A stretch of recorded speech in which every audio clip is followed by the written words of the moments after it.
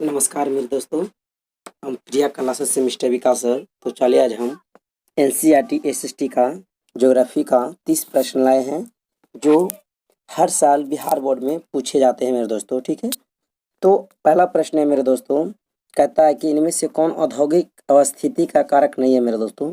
तो चलिए आप लोग जल्दी बताइए। तो आपका जो आंसर होगा मेरे दोस्तों वह ख होगा। ठीक है दोस्तों, जनसंख्या होगा मेरे दोस्तों। तो अगला प्रश्न कहता है मेरे दोस्तों कि भारत में सबसे पहला स्थापित लौह इस्पात कंपनी निम्नलिखित में से कौन सा है। तो जल्दी बताइए कि भारत में सबसे पहले स्थापित लौह इस्पात का कंपनी कौन था, जल्दी। तो आपका आंसर राइट आंसर होगा मेरे दोस्तों ख होगा मेरे दोस्तों। कौन होगा? ख। इसको बोलते हो टाटा लौह इस्पात कंपनी, टिस्को। ठीक है दोस्तों, टिस्को इसको बोलते हैं। ठीक है, तो याद रखिएगा। तो चलिए हम तीसरा प्रश्न चलते हैं। कहता है कि पहली आधुनिक सूती मिल मुंबई में स्थापित की गई थी क्योंकि, बताइए कि पहली आधुनिक सूती मिल मुंबई में स्थापित की गई थी क्योंकि मुंबई एक पतन है। दूसरा कह रहा है कि यह कपास उत्पादन क्षेत्र के निकट स्थित है। और तीसरा कह रहा है मेरे दोस्तों कि मुंबई में पूंजी उपलब्ध थी। और चौथा कह रहा है कि इनमें से सभी। तो मेरे दोस्तों इनमें से आपका सभी होगा मेरे दोस्तों, सभी होगा। ठीक है, चलिए अगला प्रश्न चलते हैं। तो अगला प्रश्न कहता है मेरे दोस्तों कि निम्नलिखित में से कौन सा उद्योग कृषि पर आधारित नहीं है। तो चलिए बताइए जल्दी। ये कृषि पर आधारित नहीं होना चाहिए। देखिए आपका जो पहला जो है सूती वस्त्र जो है कृषि पर आधारित है।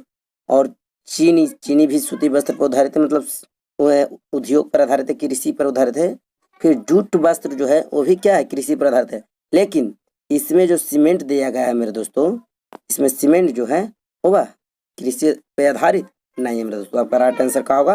आपका राइट आंसर खा होगा मेरे दोस्तों। ठीक है, तो चलिए अगला प्रश्न चलते हैं। तो अगला प्रश्न कहता है मेरे दोस्तों कि हुगली औद्योगिक प्रदेश का केंद्र है। जल्दी बताइए कि हुगली औद्योगिक प्रदेश का केंद्र कौन है। तो आपका राइट आंसर होगा मेरे दोस्तों घा। राइट आंसर होगा आपका घा, कोलकाता हावड़ा। ठीक है, कोलकाता हावड़ा। फिर कहता है मेरे दोस्तों अगला क्वेश्चन कि निम्नलिखित में से कौन औद्योगिक सार्वजनिक क्षेत्र के अंतर्गत आता है। जल्दी बताइए कि निम्नलिखित में कौन औद्योगिक सार्वजनिक क्षेत्र के अंतर्गत आते हैं। तो जल्दी बताइए। तो आपका आंसर होगा, राइट आंसर होगा मेरे दोस्तों गा होगा मेरे दोस्तों। ठीक है, बोकारो लौह इस्पात उद्योग। ठीक है, याद रखिएगा, बहुत भी है मेरे दोस्तों। तो अगला प्रश्न कह रहा है मेरे दोस्तों कि इनमें से कौन उपभोक्ता उद्योग है। तो जल्दी बताइए। उपभोक्ता उद्योग मतलब मेरे दोस्तों इस तरह से क्या होता है उपभोक्ता उद्योग, मतलब घास को खाएगा हिरन और हिरन को खाएगा शेर। ठीक है, तो इस तरह से होनी चाहिए। तो हम लोग देखिए पेट्रोल रसायन को खा नहीं सकते हैं, लौह इस्पात को खा नहीं सकते हैं, एक चितरंजन लोकोमोटिव को खा नहीं सकते, लेकिन चीनी उद्योग का हम लोग खा सकते हैं। तो आपका राइट आंसर होगा क्या मेरे दोस्तों? क्या होगा? चीनी उद्योग। ठीक है दोस्तों। तो अगला प्रश्न कहता है कि निम्नलिखित में कौन छोटे पैमाने का उद्योग है। निम्नलिखित में से कौन छोटे पैमाने का उद्योग है। तो राइट आंसर बताइए कि छोटे पैमाने का उद्योग कौन है। तो आपका राइट आंसर होगा मेरे दोस्तों खिलौना। ये हर बार पूछता है। ठीक है मेरे दोस्तों, तो 2021 के लिए बहुत भी है मेरे दोस्तों। ठीक है, पूछता है। तो चलिए अगला प्रश्न चलते हैं। अगला कहता है मेरे दोस्तों कि भोपाल त्रासदी में किस गैस का रिसाव हुआ था। कहता है कि भोपाल में एक गैस का फट गया था मेरे दोस्तों। तो वह कौन सा गैस था जो जिसका रिसाव मतलब फट गया था, उसका नाम बताना है। तो इस चारों गैस में से आपको नाम बताना है। तो चलिए जल्दी बताइए आप। तो आप लोग बताए होंगे मेरे दोस्तों कि मिथाइल आइसोसाइनाइड। ठीक है, मिथाइल आइसोसाइनाइड, जिसे मेरे दोस्तों हजारों लोग मारे गए थे। ठीक है, इस गैस के कारण फट गया था, तो जब मर गए थे। ठीक है, तो चलिए अगला प्रश्न कहता है मेरे दोस्तों। अगला प्रश्न है कि स्वतंत्रता प्राप्ति के समय देश में सड़कों की कुल लंबाई कितनी थी। स्वतंत्रता प्राप्ति के समय देश में सड़कों की कुल लंबाई कितनी थी। तो कुल लंबाई मेरे दोस्तों, तो आपका कुल लंबाई आंसर बताइए जल्दी। तो आंसर आपका होगा घ मेरे दोस्तों 5.78 लाख किलोमीटर। ठीक है मेरे दोस्तों। चलिए तो अगला प्रश्न हम लोग चलते हैं। अगला प्रश्न कह रहा है मेरे दोस्तों कि पक्की सड़कों की लंबाई की दृष्टि से प्रथम स्थान कौन सा है। तो देखिए मेरे दोस्तों आपको हम ट्रिक बताते हैं। पक्का सड़क जो होता है बहुत मस्त होता है। पक्का सड़क जो होता है क्या होता है? मस्त मस्त मस्त। ठीक है, मस्त होता है ना मेरे दोस्तों। तो मस्त से इसमें देखिए कौन सा मस्त है, तो महाराष्ट्र होगा आंसर। कौन सा होगा? महाराष्ट्र होगा। तो आंसर आपका राइट आंसर क्या होगा, खा होगा। ठीक है मेरे दोस्तों। तो चलिए अगला प्रश्न कहता है मेरे दोस्तों कि निम्नलिखित में कौन सड़कों का एक वर्ग नहीं है। जल्दी बताइए, निम्नलिखित में से कौन एक सड़कों का वर्ग नहीं है। तो देखिए चलिए जल्दी आंसर बताइए। तो आप आंसर बताएंगे मेरे दोस्तों क्या होगा, पूर्वी पश्चिमी गलियारा। ठीक है, पूर्वी पश्चिमी गलियारा। तो चलिए अब लोग हम के किन शहरों में मेट्रो रेलवे सेवा उपलब्ध है। भारत के किन शहरों में मेट्रो रेलवे सेवा उपलब्ध है, जल्दी बताइए, जल्दी जल्दी मेरे दोस्तों। तो आप आंसर मारे होंगे का मेरे दोस्तों, का जो कोलकाता से दिल्ली जाता है मेरे दोस्तों। ठीक है, तो कलकत्ता दिल्ली में मेट्रो रेलवे का उपलब्ध है मेरे दोस्तों। ठीक है, तो अगला प्रश्न आपका है, अगला प्रश्न क्या आता है मेरे दोस्तों, किस वर्ष इंडियन एयरलाइंस को इंडियन नाम दिया गया। जल्दी बताइए, किस वर्ष इंडियन एयरलाइंस को इंडियन नाम दिया गया। तो आपका सही राइट आंसर है मेरे दोस्तों घ 2005। ठीक है दोस्तों, पूछता है। चलिए अगला प्रश्न मेरे दोस्तों कहता है कि भारतीय अंतर्देशीय जलमार्ग प्राधिकरण का गठन किस वर्ष किया गया।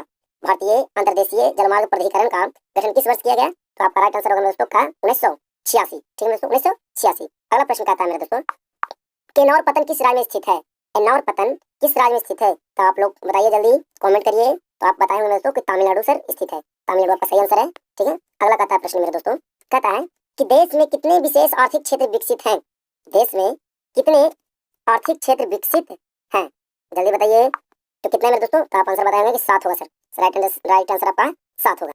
फिर आपका अगला प्रश्न मेरे दोस्तों कि भारत में कुल कितने डाक क्षेत्रों में बांटा गया है। भारत को कुल कितने डाक क्षेत्रों में बांटा गया है। तो आपका राइट आंसर होगा मेरे दोस्तों घ 8। ठीक है, आपका आंसर होगा घ।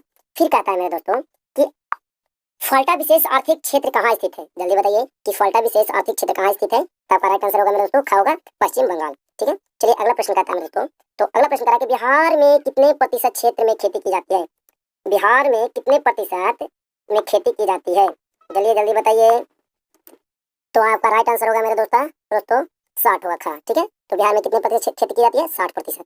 ठीक है दोस्तों, तो आपका अगला प्रश्न कहता है कि राज्य की कितनी प्रतिशत जनसंख्या कृषि कार्य में लगे रहते हैं, कृषि में लगी हुई है। तो बताइए कितने प्रतिशत आंसर। आपका आंसर राइट आंसर होगा मेरे दोस्तों कि सर 80। ठीक है, आपका आंसर राइट आंसर आपका 80 होगा। फिर अगला प्रश्न कह रहा है मेरे दोस्तों कि इनमें से कौन सा गन्ना उत्पादक जिला नहीं है, जहाँ पे गन्ना का खेती नहीं किया जाता है। ठीक है मेरे दोस्तों, तो आपका राइट आंसर जल्दी बताइए। देखिए यहाँ पे दरभंगा में होता है मेरे दोस्तों, पश्चिम चंपारण में होता है और मुजफ्फरपुर में भी होता है, लेकिन मेरे दोस्तों रोहतास में नहीं होता है। तो आपका राइट आंसर क्या होगा मेरे दोस्तों। तो आपका राइट आंसर होगा रोहतास, जहाँ पे जिला में खेती मतलब गन्ना का उत्पादक नहीं किया जाता है। ठीक है मेरे दोस्तों, तो आपका राइट आंसर घ होगा। अगला प्रश्न कह रहा है मेरे दोस्तों कि बिहार के जूट उत्पादन में क्या हुआ है। बिहार के जूट उत्पादन में क्या हुआ, वृद्धि हुआ है या तो गिरावट हो रही है या तो स्थित है या तो इनमें से कोई नहीं।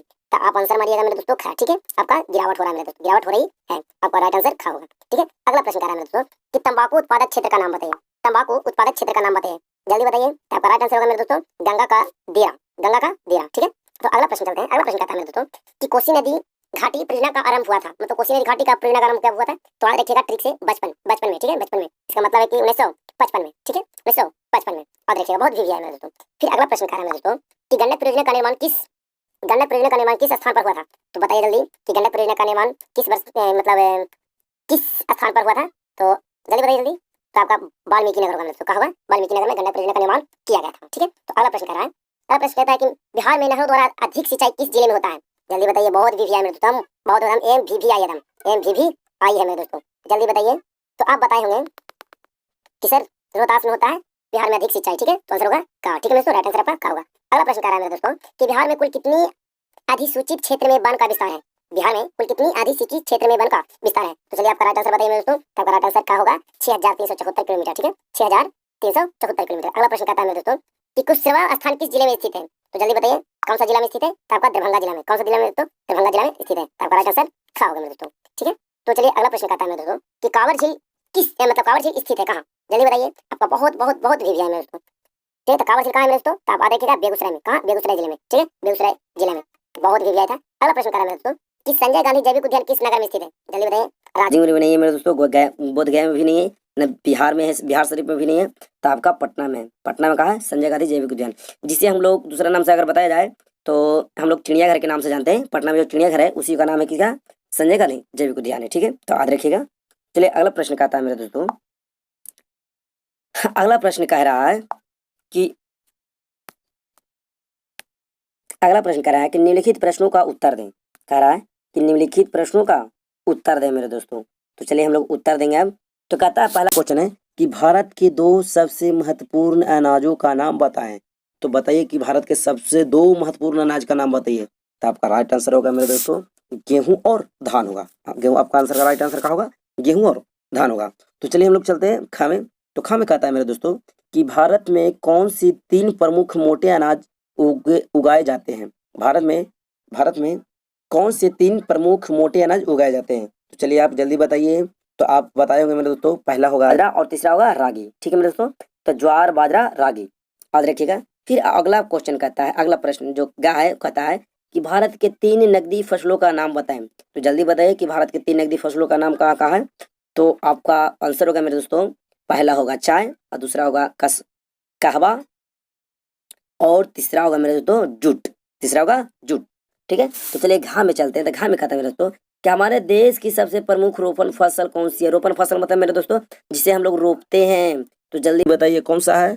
तो आप बताएंगे पहला मेरे तो पहला होगा चाय, कॉफी, रबड़, गन्ना, केला, इस तरह का होगा मेरे दोस्तों। ठीक है, तो चलिए हम लोग चलते हैं अगला। क्या शब्द लिखना है, एक शब्द लिखना है। तो चलिए जल्दी, पहला कहता है कि हमारे देश में मानसून के आरंभ में बोई जाने वाली और शरद ऋतु में काटे जाने वाली फसल को कहते हैं। तो शरद में बोई जाने वाली काटी जाने वाली फसल को हम लोग क्या कहते हैं मेरे दोस्तों, तो खरीफ फसल कहते हैं। क्या कहते हैं, खरीफ फसल। ठीक है, तो अगला प्रश्न चलते हैं। अगला कहता है कि वर्षा के पश्चात जाड़े में बोई जाने वाली और बसंत ऋतु में काटे जाने वाली फसल को कहते हैं।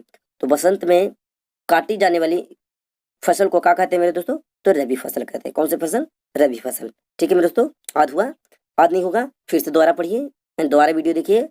ठीक है, आध हो जाएगा आपको मेरे। फिर कहता है मेरे तो क्वेश्चन कर रहा है कि भूमि जिसे खेती करके छोड़ दिया गया ताकि उर्वरता लौट सके और उस पर पुनः खेती हो सके, उस खेती को हम लोग क्या कहते हैं मेरे दोस्तों, क्या कहते हैं जल्दी बताइए। तो उस खेती को हम लोग कहते हैं मेरे दोस्तों परती या तो चौमास। कुछ ही बोलते हैं परती या तो चौमास। ठीक है मेरे दोस्तों, तो आपका गा का आंसर होगा परती या तो चौमास। फिर कहता घा कह रहा है कि कारखानों के उत्पादन से मिलती जुलती वैज्ञानिक तथा व्यापक ढंग से की जाने वाली एक फसल खेती बताइए। कह रहा है कि कारखानों के उत्पादन से मिलती जुलती वैज्ञानिक तथा व्यापक ढंग से की जाने वाली एक फसल की खेती बताइए, मतलब फसल खेती बताइए। तो आपका राइट आंसर होगा मेरे दोस्तों चाय या कॉफी। ठीक है, आपका राइट आंसर होगा चाय एवं कॉफी होगा मेरे दोस्तों। तो धन्यवाद मेरे दोस्तों, 30 क्वेश्चन हम बता चुके हैं। अगर मेरे दोस्तों हमारे वीडियो पसंद पड़ा हो तो लाइक शेयर सब्सक्राइब जरूर करें और अपने परिवार दोस्तों, ठीक है, भाई बहनों के साथ शेयर भी करें मेरे दोस्तों। आपसे एक गुजारिश है मेरे दोस्तों, वीडियो बनाने में जितना समय लगता है, जितना आप लोग को लाइक शेयर करने में उतना समय नहीं लगा जितना हम लोग को वीडियो बनाने में समय लगता है मेरे दोस्तों। तो आपसे एक गुजारिश है कि अगर वीडियो अच्छा लगा हो तो लाइक शेयर करें। धन्यवाद।